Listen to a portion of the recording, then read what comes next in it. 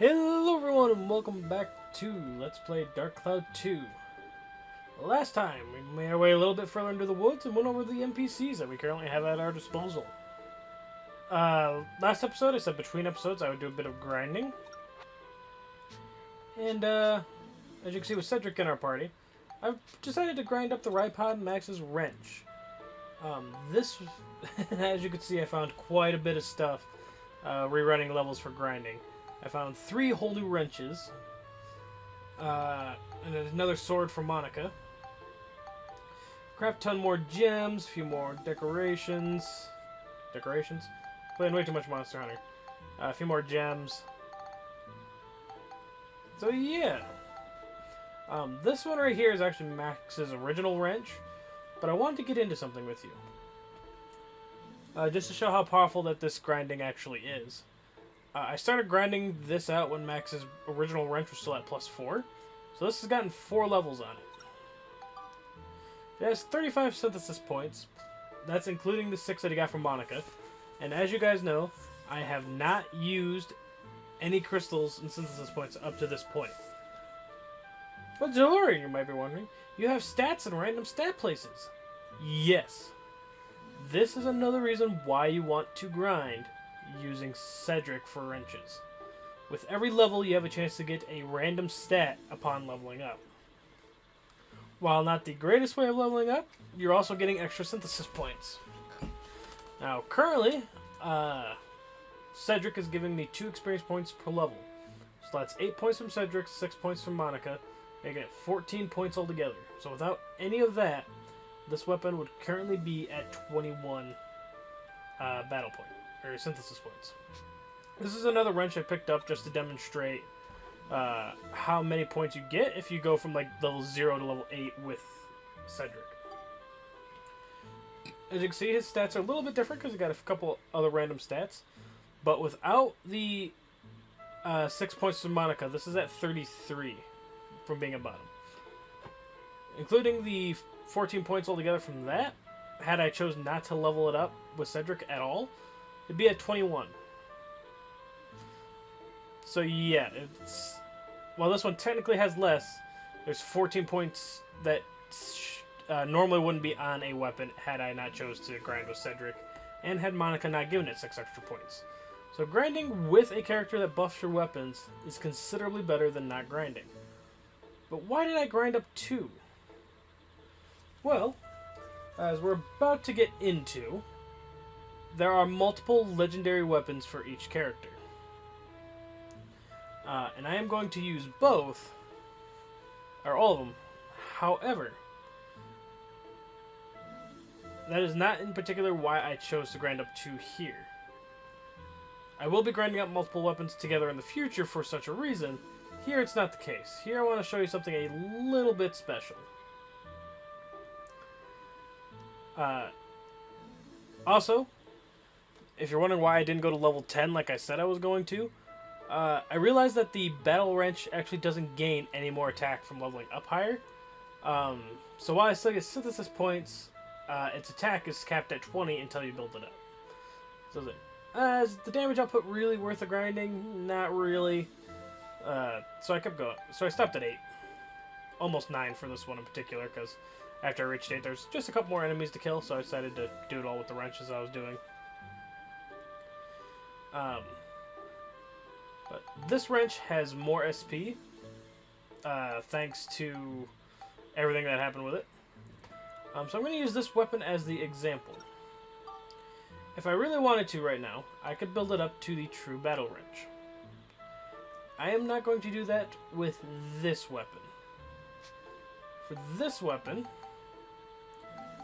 first to show off just what the other tree is, we're going to go ahead and raise up its stats to what they need to be for the next weapon. I think it's Beast at 12 and Smash at 9, I want to say. We'll see in a sec. I used to know most of these off the top of my head when I played this all the time as a kid, but no, not so much.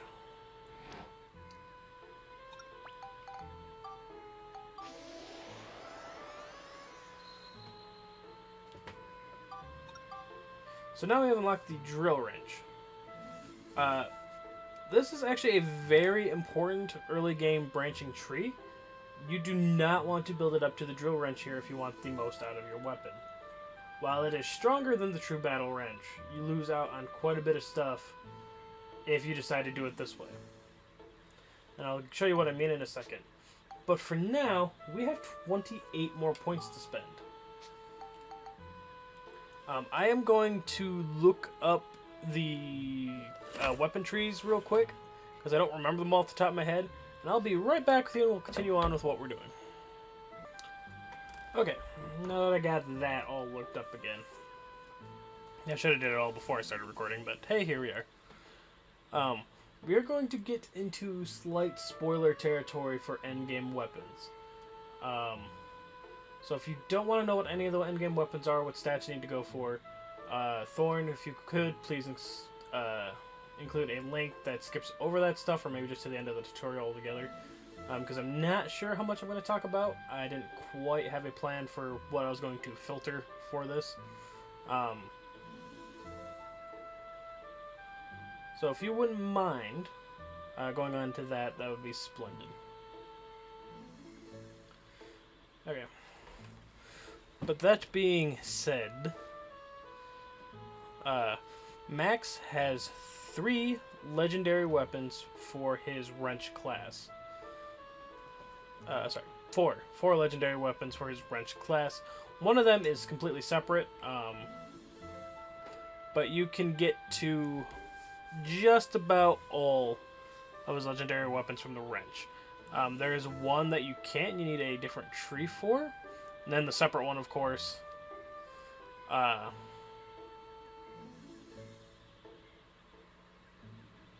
So yeah. So for the battle wrench, to upgrade to the true battle wrench, all you need is 13 attack.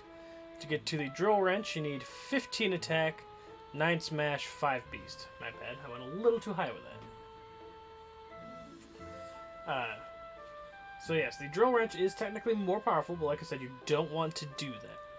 We're going to go ahead and spend the rest of these synthesis points. This is going to go towards the grade 0, which is Max's legendary wrench. Because Max's main weapon is wrench and a hammer. And then something that's a little too spoilery because it goes into a whole nother thing for his third weapon type. So for now, I just think it's a wrench and a hammer. He has 1 legendary wrench and 2 legendary hammers. This can go either to the Grand Zero or the Legend. His other legendary hammer is the Big Bucks hammer, but you cannot get to that from the wrench tree.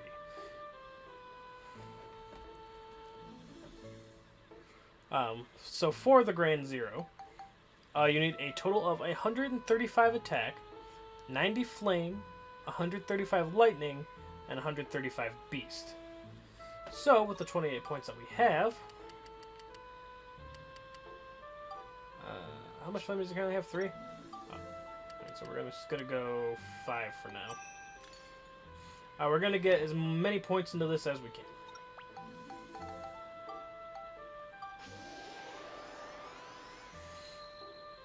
The reason I'm doing this a little bit at a time is because each weapon does have a max stat for everything. And while the attack maxes out at 20, and I think the durability for the wrench does as well, I say the flame maxed out at 19 there, so the highest stat we can get is 19 with this, because that should have gone up to 21, sorry. Should have gone up to 21, but 19 is the highest you can get. So don't waste more than you can get for these. Next, we're going to go ahead and do the lightning. And since I know the max is 19, I'm just going to go ahead and waste a couple points to go to 21. You shouldn't have to do that. If you wanted to grind out a couple more levels and hope that you got them in the random spots that you needed them in, go ahead. And last but not least is Beast, which we're already at 13, so I only need to do 2 of these. While I'm doing this, I suppose I can go into what each element and stat does. Flame, of course, damages plants, ice-based monsters, things like that. Chill is your ice element. Damages fire-like beings, and some reptilian creatures. Lightning damages machines, aquatic foes, and your cyclone type enemies. And your cyclone damages your aerial and wind type or lightning type enemies. Smash is more for armored enemies, like the vanguards back in the previous dungeon.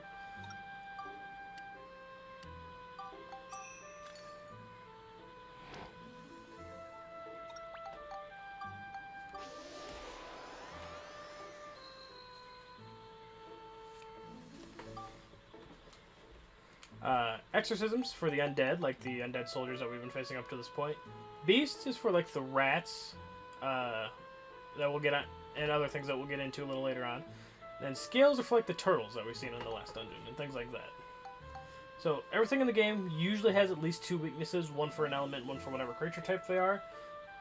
So just keep that in mind when you're choosing what weapons you want to use going into a specific dungeon or floor, because that does come in a little handy. We have 10 more points to spend. So I'm going to go ahead and just use up the rest of these. If you're wondering why I'm doing this, it'll be apparent in a moment. We got 4 more points to spend. We're going to go ahead and spend that in Exorcism. If you're wondering why I distributed the stats the way I did, I need Flame and Lightning for the final weapon, and then I wanted to get as high as I could in each for the other stats, because those are just the creature type stats. So, that's why I did that. Now that we've done that, we're going to unequip that wrench. We're going to spectrumize that wrench. Now, you don't get the exact stat you have in the weapon, you only get a percentage base of it. You always get at least 1 if you have 1 stat in the thing. Like, I believe our Cyclone was only 1, so it's giving us the 1 for Cyclone. But you see, for the max stats, we're getting 11 for everything we had maxed. And the attack is a question mark. I don't know what determines the attack, but that's what that does. And now, if we wanted to synthesize it, we can. However, before we synthesize this, we're going to go ahead and build up to our true battle wrench. This will increase our attack stats, or increase our stat maximum. Oh, 20 is still our... Okay. So I don't want to use this yet, then, if 20 is still our maxed damage stat. However, I do want to go ahead and show off...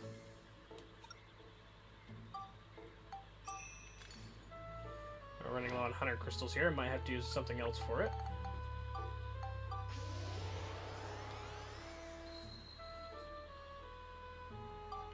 And then Smash had to go to 9.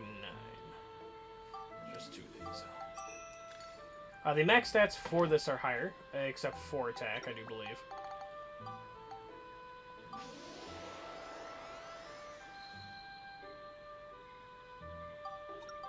Okay. I wouldn't recommend doing this in particular for synthesizing. It's definitely better to use the gems, but if you don't have the gem you need, you can always spectrumize other items you have, and they will give you some things that you need. Beast only has to go up to 5. This should max that out.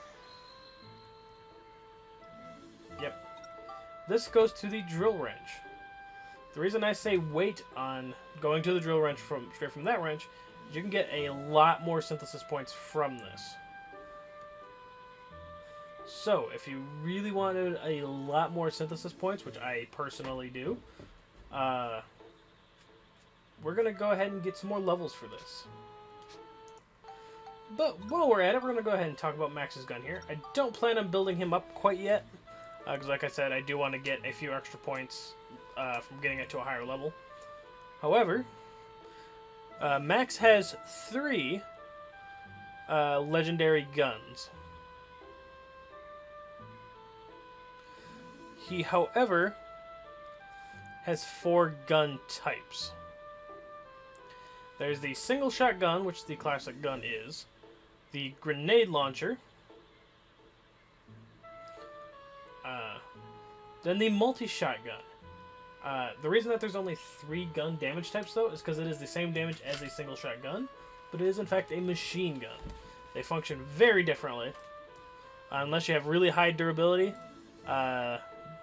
they tend not to last that long in terms of durability. And then he also has the magic gun.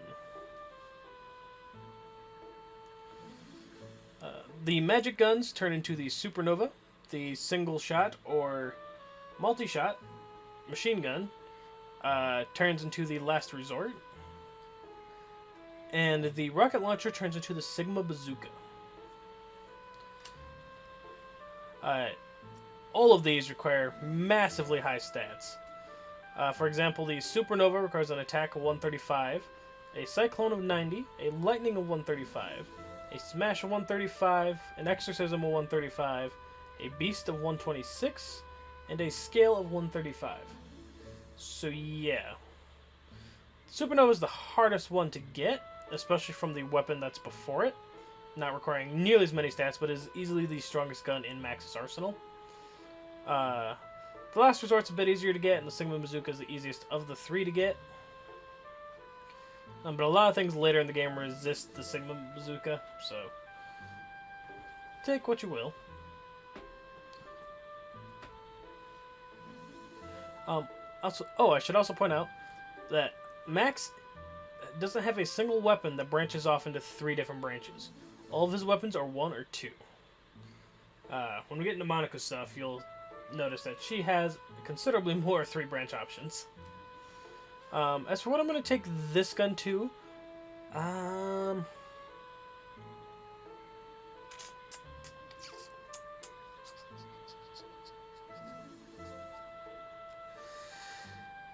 yeah, I think I'm going to take this down. The basic, or the classic gun, I think I'm going to take down the rocket launcher line, because we also have the dragger gun, and that can't go to the rocket launcher line, so I think that's what we're going to do with this one. So to start off with this, you need an attack of 14 and a cyclone of 11.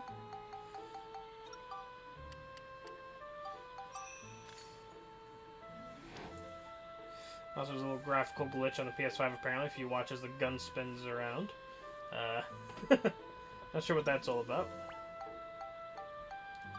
So now if we wanted to, this would upgrade this to the trumpet gun. Like I said, I don't want to do that quite yet though.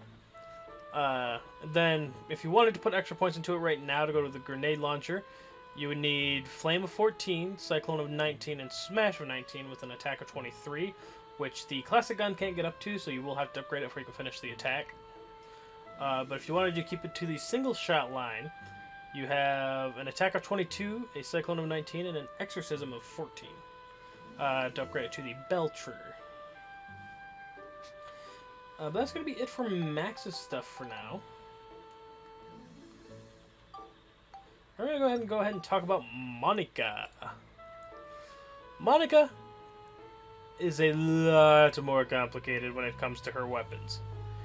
She only has 2 for her magic bangle. However, she has 7 legendary swords. 7. She shares a lot of swords, or legendary sword types, with the main character from Dark Cloud 1, Toan. So if you played the first game, you've probably seen a lot of her swords before. Like the Chronicle Sword, which in this one did get upgraded to Chronicle 2. And other things like that. The Shining Bravado, the Big Bang. I think Dark Excalibur was a one there. However, her strongest weapon by far requires higher stats than any other weapon in the game. Which is the Island King, which requires an attack of 135, nothing special, but a Smash, Exorcism, Beast, and Scale of 180. No elements. You never need to put element into the weapon for it. But it does, however, have a lot of stats to raise. Very high to get her ultimate weapon. But boy, is it worth it if you do. So yeah. There's actually quite a few of Monica's swords that branch off into 3 paths. I will have Thorn put pictures on the screen of each weapon tree, as Vulcan Lee in 2003 put together a very detailed, as best as he could, or she could, into all these. Tells you the minimum stats you need, what trees they all are, things like that. What abilities each weapon gets. There's a lot.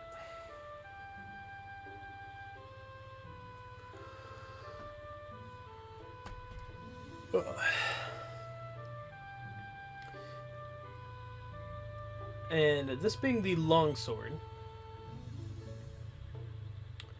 easily goes into 2 different trees. I can go to the Bastard Sword, which is definitely the road you want to take if you want to get the Island King, because that's all it requires is the stuff you need for the Island King. You don't need any elements in it or anything like that. And then you could go to the Broadsword, which leads into a triple tree that goes into a bunch of different weapons.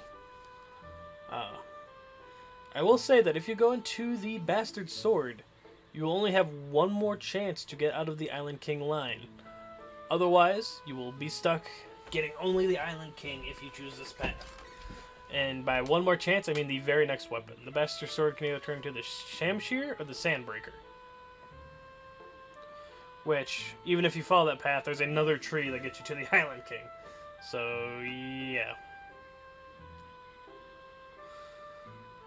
There's a lot to unpack with Monica, and I do plan on getting every legendary weapon for this playthrough, so it's going to be a lot of grinding sessions.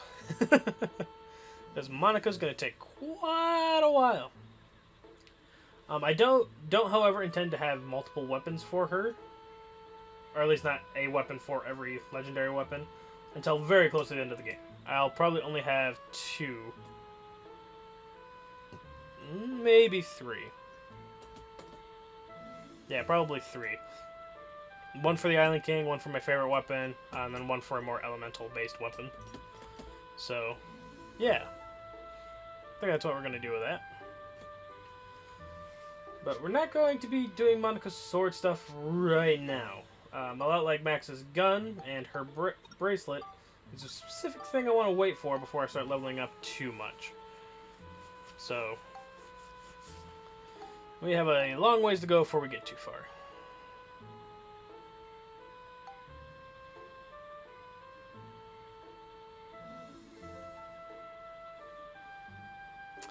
I forgot how much stuff Monica's things have on her. But anyway, that's all I really wanted to talk about for now. This is already getting quite long an episode, I'm sure. Even with the stuff I'm cutting out, I've already recorded for half an hour. And we still got a dungeon floor to do. So let's go ahead and get into that. Oh, I'm not quite done yet. Dang it. I also did a bit of grinding for the Ripod. I kept Cedric in the party for Max's weapons, but whenever he ran out of points from repairing stuff, or I sent him back to the train and then did a floor with the Ripod to let him recharge. And doing that, I got a fair bit of experience. 1800 altogether. I did, however, buy the barrel cannon to make grinding a little bit faster, because ranged weapons on the Ripod are so broken. As we'll probably get into in the next floor. And then I didn't quite get enough to get both the improved core and the shield kit like I wanted to. We don't particularly need the core right now, as we're not putting the caterpillar legs on the Ripod. It does make the Ripod move a bit faster than his normal legs, but he can no longer break open boxes if you take away his legs. So, that being said, I'm just going to go ahead and buy the shield kit, which we can only buy 1 of at a time. Then go into your inventory. Where is it at? There it is. Switch over to the right bottom real quick. And upgrade his defense. Your defense can only go so high per core you have, so eventually you will need to upgrade the core, even if you don't intend on upgrading the parts. Alright, now we're at 58 out of 60 capacity. If I switch to the caterpillar legs, I'd have to upgrade the core. Like I said, you can no longer break boxes if the Ripod doesn't have actual legs to break them with. So for now, I'm going to keep the legs, as it's not that much of a speed difference. If I go back into the shop, we can indeed afford a second one of these if you wanted to continue raising his defense. I'm not going to right now, as I want to save up some of his points to get the first core upgrade, to get it out of the way. Because once we do take our pictures, which is coming up in a couple episodes, I will be making Ripod parts, so look forward to that. But for now, we can finally move on to the forest.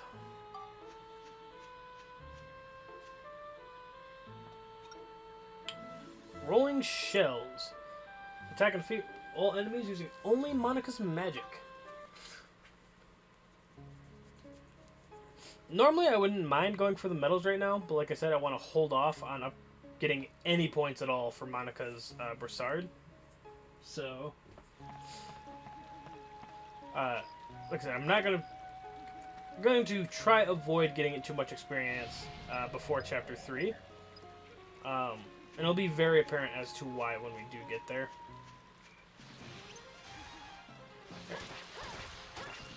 And if you've seen on the entrance, it had a red seal. It means the person with the red Amelia, which in this case is Max, cannot enter the floor. You cannot switch to Maximilian or the Ripod here. So this is Monica all alone. Which I don't know if this is the actual title of the floor or not. I do know there's a floor later with Max. That's titled Max all alone, so. And here we run into our first new major enemy, the tortoises. Very high health pulls, and they love to guard. A lot. Also, whenever they bite you, Monica's hair tends to bug out a little bit. Don't worry about it. It's actually fairly easy to take these guys out with magic, as long as you're spamming it.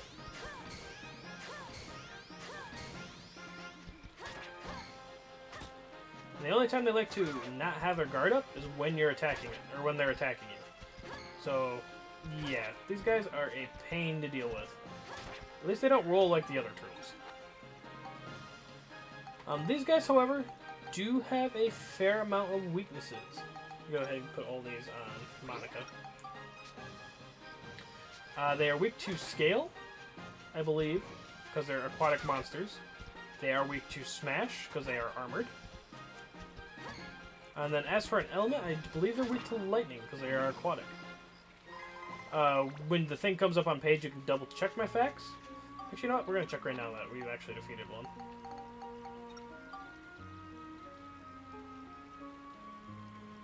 He's weak to lightning and smash. Okay, so he's not weak to scale. He does, however, drop sea dragon crystals, which you can use to upgrade your scale. So that's nice. Yeah. And you resist Monica's sword, so this is going to be a treat. I'm only going to take Monica's sword up to level 5, and then I'm going to switch to the other sword that I found for her. As I do want to wait to upgrade Monica's stuff. So a little bit in the story. Around floor 5, I want to say. Yeah, I think it's 4 or 5.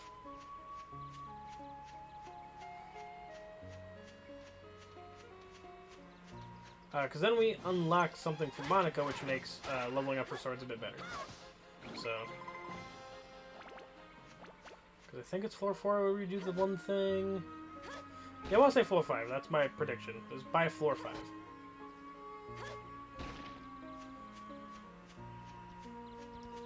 Nope, not floor 5. We don't quite unlock it then. Floor 6. Because I think we got to unlock the first part of the thing that's in floor 6. So. Also, this is the easiest way to take care of these guys, is to smash them with a rock. And apparently I was not guarding there. Okay. Also, if Monica falls here, you cannot switch to any other character. So if she dies, this is a game over on sealed floors. Or with whatever character you're using on sealed floors.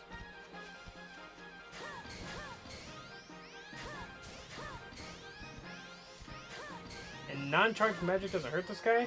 He has plenty of time to guard while you're charging your magic, so fighting this guy is very frustrating. As you can see, he doesn't have that many bubbles on over his head, so he becomes enraged very easily. Hence why Monica's been taking so much damage so far. They're worth a fair bit of experience, though.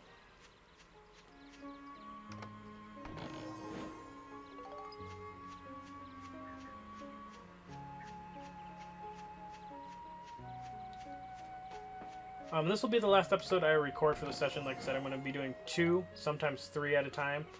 Just to make it a little easier on us getting together and being able to get videos out. It's going to be a little spotty at first, because we've got to still figure out an actual schedule for all this stuff between me working, Thorn working, and then trying to do this on the side.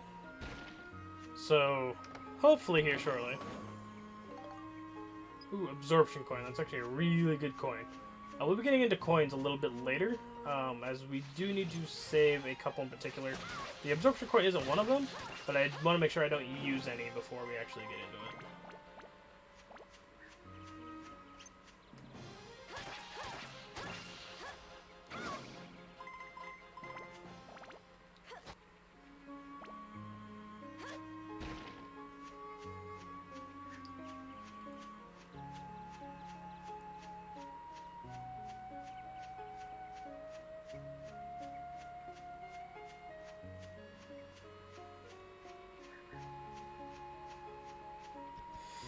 Let's take out this Hariyama real quick. Ow. Also with the Hariyamas, if they start their attack, but you stun them before it finishes going off, the animation still happens and you still get hit, as you just saw right there. So be a little careful with that. That, however, got the longsword to level 5, so we're going to go ahead and switch it up with the Gladius.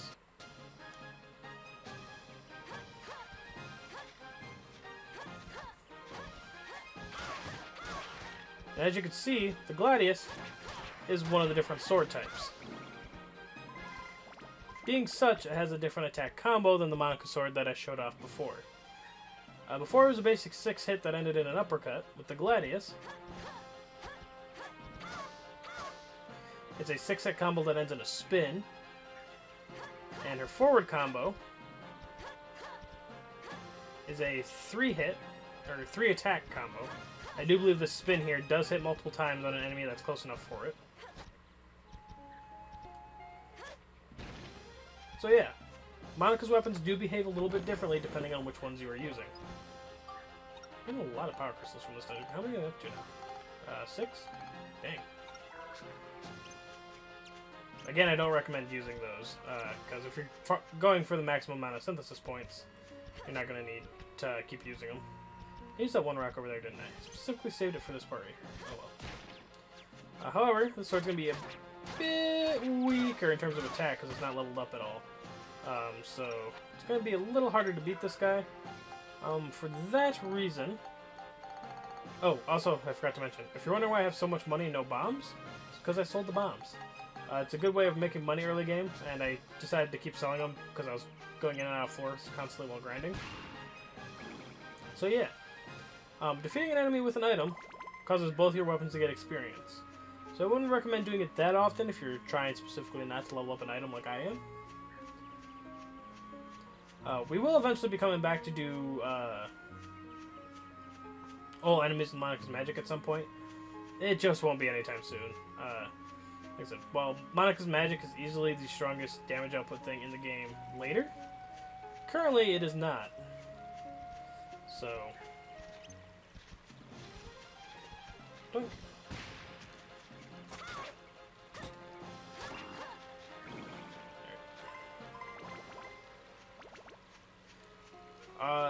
This is the force version of the healing well.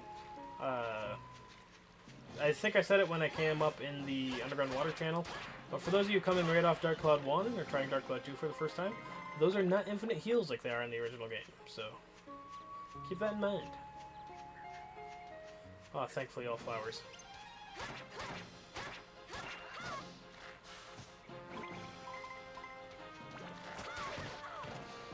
And while Monica's magic seems a little bit weak here, her sword is severely overpowered, because a lot of things in the forest are weak to her sword specifically. A lot like the trees, which pretty much replace the vanguards for this area. For now. She tends to do a lot of damage with her sword to a lot of the things here. I know a few people have played this game where that has led to them pretty much dropping Max and using only Monica. Especially with the sealed floor right here. I would recommend not doing that. Like I said, I prefer Max for his combos, and Max is significantly better, for now, at dealing with armored enemies like the tortoises and everything else. And you'll notice a lot of the time with sealed floors as they come up, that they are floors that are pretty much better for the other person that's not sealed. Like for here, for example, the tortoises are showing up. Max would be able to take care of them with his wrench a lot easier. I'm about sick and tired of your poison.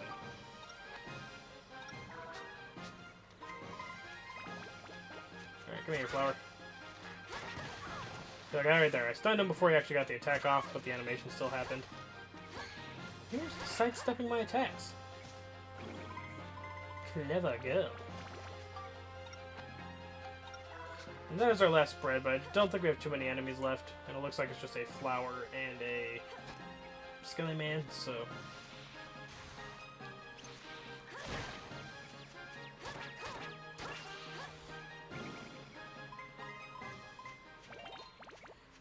Level 1. Here's a skeleton revival. We actually need a picture of that from a different enemy much later in the game. I wish you could take it to this guy and have it count, but nope. It's one specific enemy later.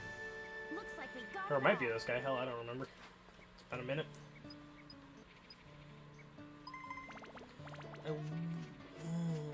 wonder if we can get the one thing right now from him. I don't think so. There's something very specific we'll need from the skeletons later on.